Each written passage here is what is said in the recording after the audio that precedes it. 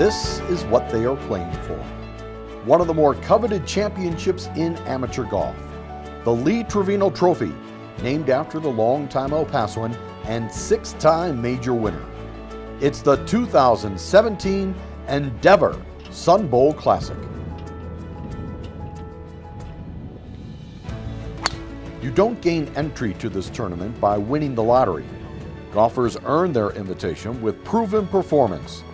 To receive entry, a golfer must have been a collegiate All-American the previous season.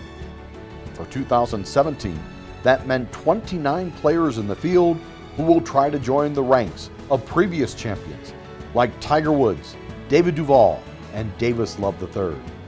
In fact, Andeavor Sun Bowl Classic alumni have won more than 50 major championships and earned almost $2 billion in professional golf.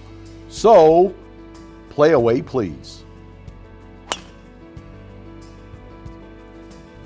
The format calls for 54 holes of stroke play on the opening day and then an 18-hole conclusion. Brad Dalkey from Oklahoma is looking for a fast start. And there it is, a chip-in birdie for the Boomer Sooner on the par 4 fourth. He shoots an opening round 6 under 65 at the par 71 El Paso Country Club course. That's good enough to share the first round lead. There must be some magic at that fourth hole. U.S. amateur runner-up Doug Ghim from out of the bunker. That gets the Texas Longhorn to 2 under par through the first 4 holes. And how about 3 for 3? Ben Griffin from North Carolina at the fourth. Well, I guess enough is enough. A fine play, but no hole out. Doc Redman is the U.S. amateur champion. He's also a Tar Heel and would open with a 1 under 70. Hurley Long is from Mannheim, Germany by way of Texas Tech. This for birdie on the 18th. Hurley with an opening round 65 that featured a whopping 8 birdies to share the first round lead with Dalkey. The Red Raider would lead the field for the week, playing the par 4s in 13 under par. Will Gordon of Vanderbilt is playing his second shot into the 18th.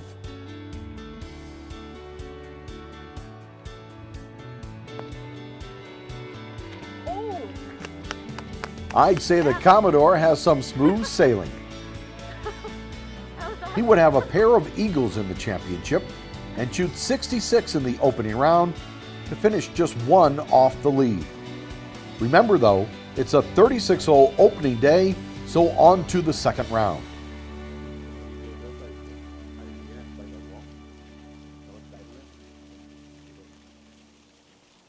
Griffin opened with a 68 and has some magic working in the afternoon.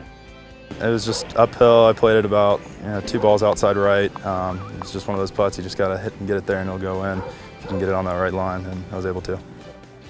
That's a birdie at the par 5 13th. He would shoot 64 in the afternoon and be just 1 shot off the lead. Some conditions I thought were pretty easy today. Not a lot of wind, so we were really able to attack out there, a lot of the guys, and I felt like the scores were going to be pretty low going into the day, and they ended up being so. Judging by the scores, it seems the greens were really receptive. Yeah, definitely. I mean, there's a lot of wedges out there, a lot of short par 4s, so guys are taking advantage of hitting their driver well and having between 70 and 100 yards in the most par 4s, and that allows you to really attack the pins and stick it close. Redman is looking to get hot with that putter. The birdie won't go on the 18th, and the U.S. amateur champion settles for another 1 under 70 and a tie for 12th after 2 rounds. Christopher Ventura is from Norway and plays for Oklahoma State.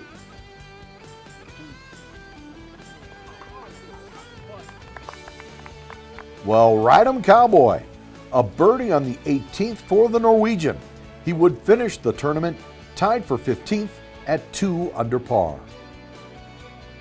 Gordon began his second round with a bogey at the first and now trying to save par at the 18th.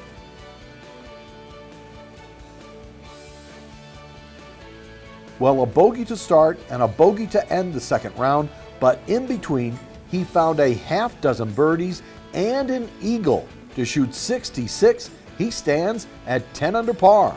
Played solid overall, chipped it really well, and drove it really well, so kind of set me up for a good day. I holed out twice today on par 4, so that was a big boost. Tell me about the eagle at 8. Yeah, I had an eagle on 8 from 100 yards, just pretty standard, like 56 degree. Took one hop, spun back in the hole, and then I holed out on 7 in the afternoon.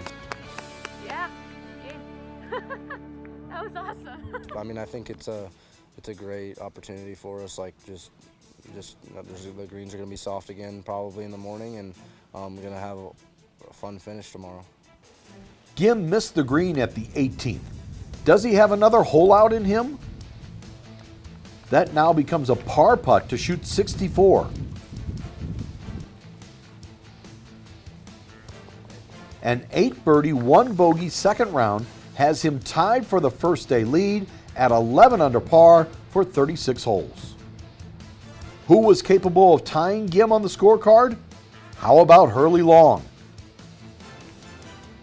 This is approach into the 18th.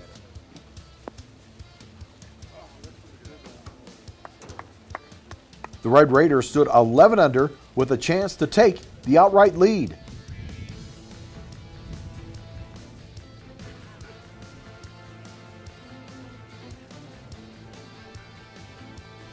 So it will be a second round score of 66 to back up his opening round 65, and a tie for the lead for Hurley Long with Doug Ghim. I told myself to stay patient out there. I knew I was going to have a lot of opportunities. There's some short holes out here. Knew I'd been putting well, and I didn't get off to a great start ball striking wise, but I did what I wanted to, and some putts dropped, and I kind of had momentum all day, and I bogeyed the first hole of the second round, but I knew that wasn't a game plan changer, so I kind of stuck to what I was doing, and it worked out for me. I grew up in Germany, so my dad's a pro, got introduced to the game really early, and yeah, loved it ever since, really. What are you expecting out of the final round? Same game plan, really. Stay patient, give myself looks, see what happens from there. I think a low one's out there, but you know, I want to avoid the mistakes and kind of give myself opportunities. That's really the game plan. Just a breath of wind for the final round, good scoring conditions, and it would be Doug Ghim who would have the hot start in that final round. He parred the first, then picked up birdies at 2 and 3, this for 3 in a row. Half a victory lap and into the cup. 3 under after 4 and 14 under for the Classic. I was just trying to give it a chance, but not be too frisky with it, because it was the type of putt that, you know, if it catches the edge of the hole and then it has some speed, then it's going to gather and maybe go 4 or 5 feet by. So I just tried to give it a good chance. I mean, it wasn't necessarily a putt I was trying to make, but, you know, I caught the hole and got enough of it, and then it finally went in. And, you know, I think just that start helped me kind of ease everything and you know, stick to my game plan and feel comfortable. Hurley Long struggling to keep pace. He's also trying to birdie the fourth. No, sir. Long would par the first 6 holes to fall out of the lead.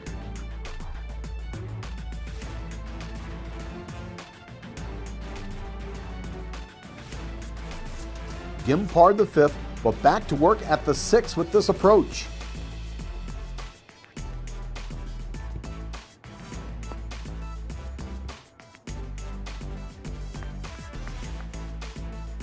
Now for the birdie conversion to go 4 under on the round and 15 under for the week.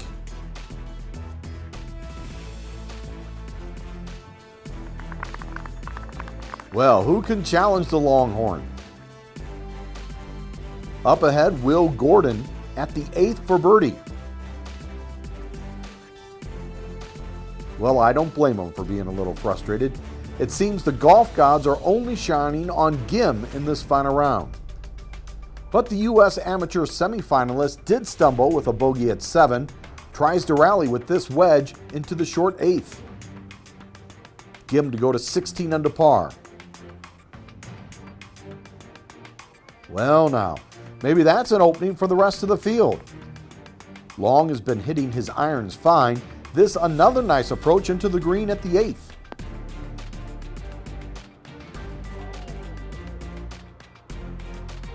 He had made a long birdie on 7, this for back-to-back birdies and 13 under.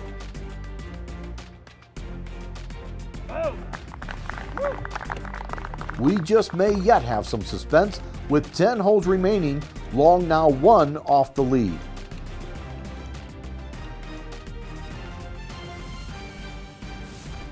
The 9th is a 550-yard par 5 reachable in 2, and Long has an eagle putt.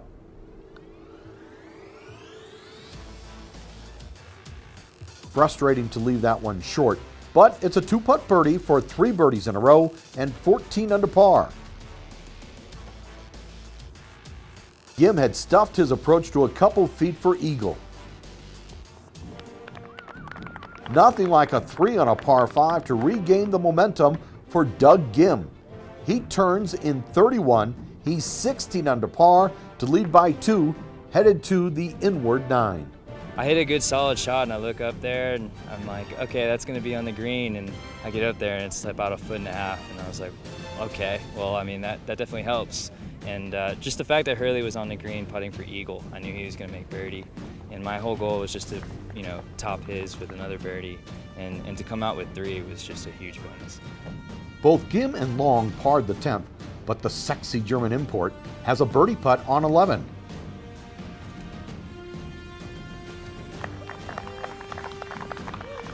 He's now just 1 shot off the lead. We haven't heard much from Ben Griffin, but this birdie putt on 11 would take him to 4 under on the day and 14 under for the week.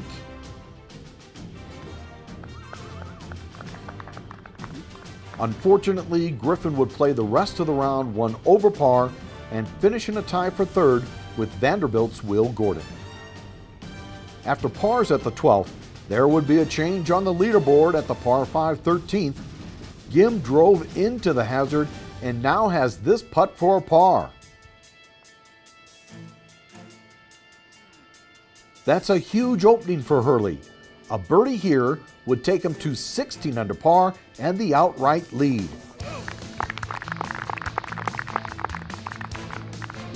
That, my friends, is called a Mongolian reversal. From 1 behind to 1 ahead with 5 holes remaining for the Red Raider. Hit a pretty poor second shot, but hit a really, really nice wedge under a tree and rolled up there about 15 feet and made it. Doug got really unlucky. He hit a nice iron shot and it just rolled out into the rocks and he had to take a drop and then lipped out his putt. So, yeah, that was fortunate on my behalf. Ghim has been tested in USGA events, and that experience showed with this approach into the 14th. Knocking down the flagstick. The putt to tie for the lead. Now that's the way to answer. Just told myself to stay patient, never out of it. Learned that with Doc at the USAM and hit a really good drive, which was a big turning point, and obviously hit a good wedge to a foot, and that kind of leveled out. Ghim had regained the momentum. He almost drove the 15th green and has an eagle chip. Long had parred the 14th, but he also has an eagle chip at 15.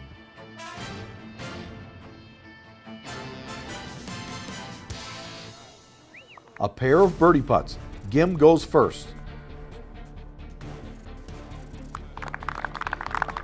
The number is 17 under par. Can Long answer? We are still tied at 17 under par, now 3 holes remaining. A tough hole location at the par 4 16th, with Long the first to play into the green. Flagstick is cut right in the middle of a slope. You have to control the spin on the golf ball. It will be a challenging 2-putt par from there. That hole location has caused problems. Both players left themselves with difficult par putts. Long would go first. That means Ghim can take the lead if he can make his par putt.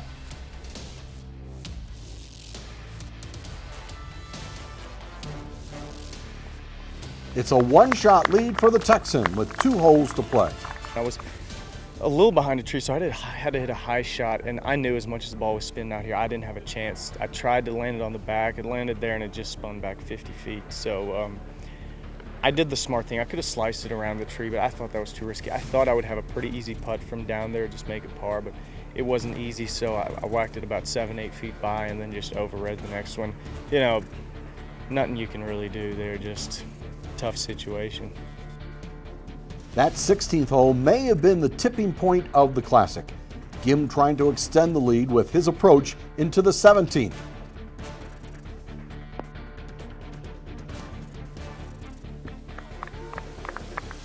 That is going to be a birdie for 18 under par.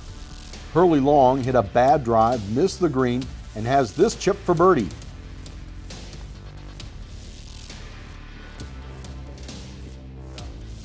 A nice chip, but that would lead to par. Make it a 2-shot lead with 1 hole to play for the Longhorn. Ghim has had his share of frustration at both the pub links and in the U.S. Amateur, but not at the Andeavor Sun Bowl Classic.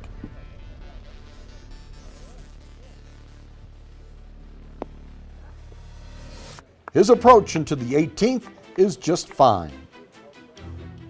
Ghim needs only a 2-putt par for the win.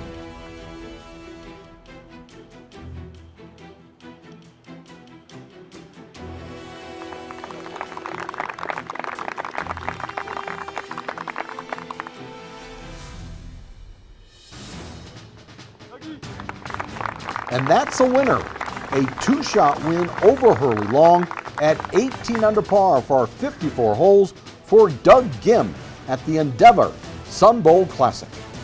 What an exciting tournament. Our winner tied the tournament record at 18 under par. And so a great effort there.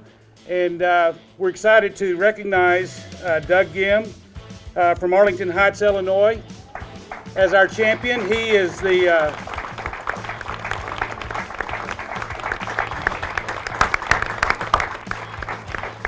Doug is the second champion that we've had here at the tournament from the University of Texas, and the first one in the last 42 years. So, in this, as I mentioned, this is Doug's second trip to El Paso, and we're excited to present to him the Lee Trevino Trophy.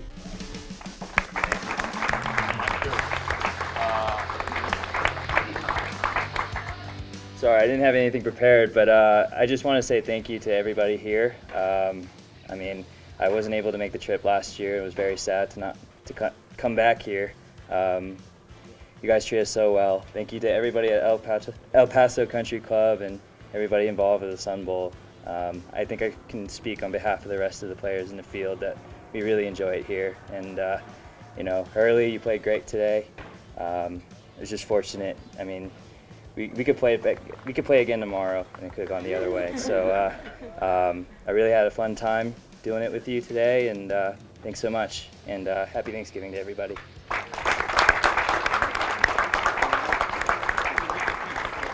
It's pretty cool just to hear the names that played here, like Ricky and Tiger and Phil. I mean, just to put my name up there and say that I won this tournament means a lot to me. And the fact that this is my last event of 2017, it's been a great year, and to cap it with 2 straight wins is pretty special to me.